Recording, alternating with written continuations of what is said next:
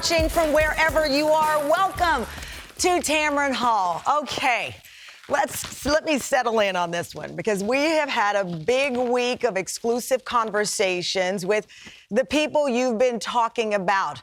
And today, it is no different. We are live in our studio in New York. And this conversation will be one I think a lot of you will take to social media with your comments, and you may even have some things to say to me via email or however you reach me these days. But the bottom line is we're not holding back. Pulling in millions of viewers over its 8 seasons, Vanderpump Rules is one of the hottest reality shows there is. And Stassi Schroeder was its breakout star. I say was because in June, Stassi was fired. Reality star Stassi Schroeder found herself at the center of explosive headlines this past summer when alleged racist actions from her past resurfaced, sending her career into a tailspin. But the star is no stranger to controversy, first taking heat for alleged racially charged remarks she made in 2017 about the Oscars So White campaign when she complained, quote, "Why is it always just about African Americans?"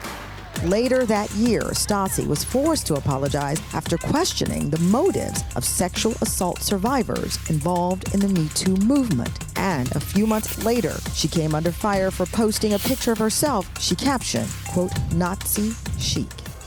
It then came to light in 2017. Stassi and her co-star Kristen Doughty called the police on former Vanderpump Rules castmate Faith Stowers, the only black star on the show. They'd claimed to recognize her in a photo of a robbery suspect in a tabloid. The woman in the picture was not Faith, and the only thing they had in common was that they were both black. Stassi bragged about the incident during a podcast appearance in 2018. She brings up the article, I'm like, that is 100% Faith. So we're like, we just solved crime. We start calling the police. 2 years later, Faith called Stassi out during an Instagram live interview, sparking fierce outrage online. It was just funny because they thought it was me because it was a black woman with a weave. Calls for Stassi's firing grew louder, and within a week, she was dropped by her talent agency, her podcast was taken away, and she was fired from Vanderpump Rules. And now, when she should be celebrating the arrival of her first child, she's decided to speak out in an exclusive interview after months of silence. Why now? We're about to find out. And Stassi Schroeder joins us live from Los Angeles. Stassi, I first got to tell you, as a mother of a 15-month-old, congratulations. You're expecting your first child.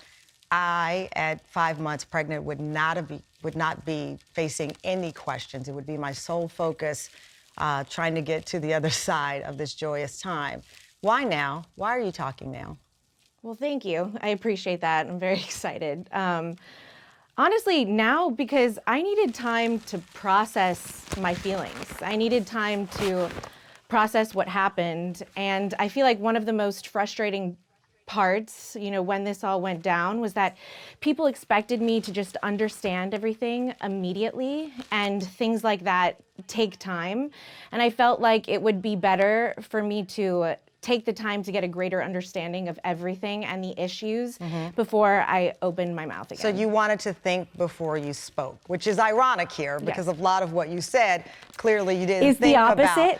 about. So Yeah. I do know that for you, and you've expressed this behind the scenes to my team, you do not want to be portrayed as a victim. You feel very confident that you're not a victim. You want that out there. If you're not a victim or you don't want to be described as that or perceived, then what are you? I'm someone who messed up quite a few times. I am the reason why I'm in this situation. And I think a lot of people wanted me to focus on cancel culture and whether I was a victim or not. And that's just, it's not how I feel at all. So. Well, the other word people use when they mention you, and when I sent the tweet out that we would be talking, they say you're not a victim, that in fact you're a racist.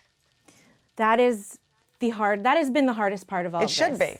That is absolutely the hardest part.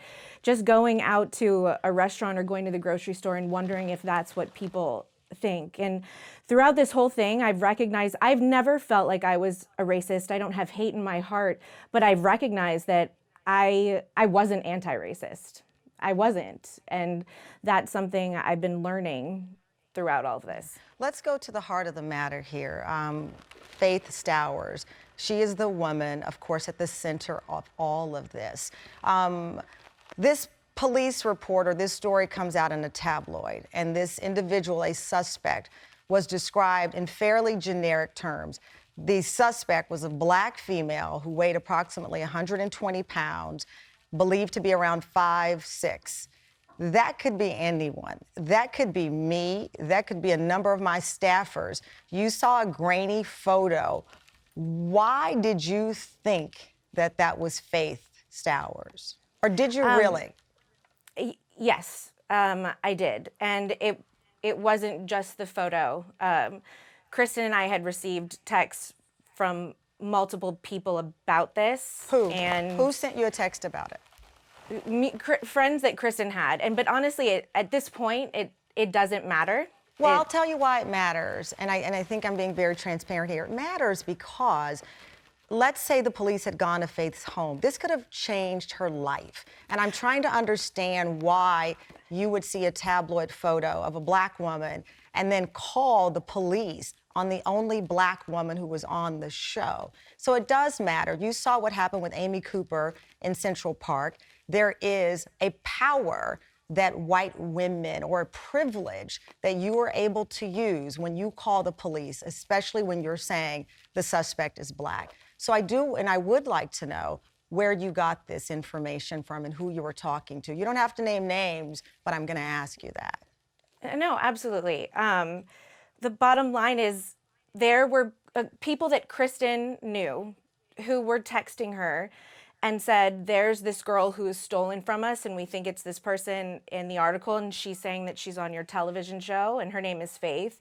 And when you're on a show like Vanderpump Rules, it's your existence on that show is kind of dependent on sticking your nose in other people's conflict or creating conflict, that might be woven into a storyline. And not to say this is completely my fault, because I was absolutely wrong, but it wasn't just a photo that we saw. There were other reasons why we had thought that. So at the initial stage, you believe it's Faith for whatever reason. Yeah. A year later, you go on that podcast that I've listened to. You were giddy about calling the police. Now, that's a year after you call. I would assume by then you knew it wasn't Faith because she hadn't been charged or arrested with anything. So no, are you saying? We did not know. And so I for the have to be whole very year, clear you that went believing that a woman who was on a reality show had been a suspect of some kind of crime spree, and somehow she was just running the streets without having been arrested. Yes, that I thought that. I legitimately thought we were solving crime. This is like I literally thought that, and I was completely wrong. I was completely and I get wrong. it, and I get it. You acknowledging now that you're wrong, but I guess for the larger conversation, and not to focus on the reality show, or the larger conversation of the ramifications of your actions, which is why we're talking about this. I mean, you went on that show and you said, we just solved a bleeping crime. What crime did you solve? Well, I didn't solve anything, so I was wrong.